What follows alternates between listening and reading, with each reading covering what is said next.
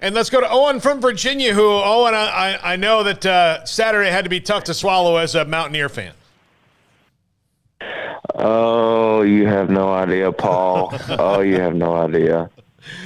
I don't know what's up. Something's got to change. I like Neil Brown, and Daggy was all right, I guess. I don't know, but it was a tough Saturday. Losing to 3, we had no business losing to Texas Tech in Morgantown. A lot of disappointed fans, a lot of very upset and mad fans, rightfully so, in Morgantown Saturday.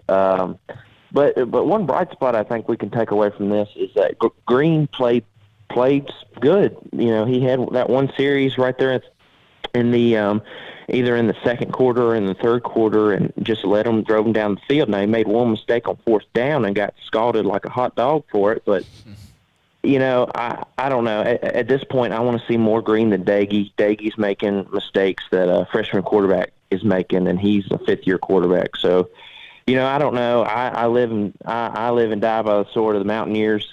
So I'm never going to stop pulling for them. But this one hurt, and it makes me nervous walking into Waco this upcoming week. So good luck to y'all. I hope we get the win, but yeah, makes me nervous. But yeah, I just wanted to kind of get y'all's take from it on Texas Tech and West Virginia. Owen, thank you. I was stunned when I saw that score at 17-0. We said that in the pregame. Craig? Yeah, I was stunned when the Red Raiders got up that big. I wasn't surprised that West Virginia came back and nearly won that game, and in fact felt like they were probably going to win that game, the way the momentum had gone. But yeah, it's the same thing every week, right? Like Jared Dagey, not every performance is bad, but there's not a lot that are great.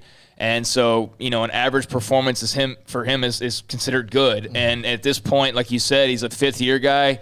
You should be having better than good with a fifth-year quarterback. That should be an absolute strength for you, where you have teams like Baylor with Gary Bohannon, or Texas with Casey Thompson, or whether it was Hudson Card.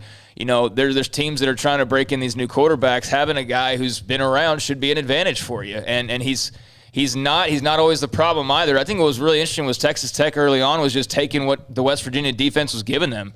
They're just picking up yards. West Virginia was just kind of allowing them to do certain things, and Texas Tech took full advantage of that early on, and clearly some things changed. Like, that defense is always going to keep you in games, and the Red Raiders couldn't do much after that 17-0 score. They got adjusted on pretty well, but yeah, it's just not enough offensively. The defense can be as good as you want it to be, and it's pretty good. But, all the adjustments in the world and this and that, doesn't matter if you can't get that offense going consistently, and they are just completely inconsistent offensively. How many times have you seen teams that have excellent defenses, but sometimes have games where they lose by 17 points not because I think anything they're doing wrong on defense, just because emotionally they know that, if they give up 21, they're going to lose. That was Baylor the last 2 years. Exactly. Yeah. So you have that. So you get exhausted, and you can't, just knowing that you have to stop every drive. And there are other things. And unfortunately for West Virginia, sometimes great skill players or good skill players can trickle back to the quarterback and make them look better. But most of the time in football, it's the quarterback who makes everybody else around him better. And Daggy's just not good enough to do that. He's just not. Well, again, it's a league that's completely flipped the script. It used to be you were hoping you had a defense to get 1 or 2 stops a half.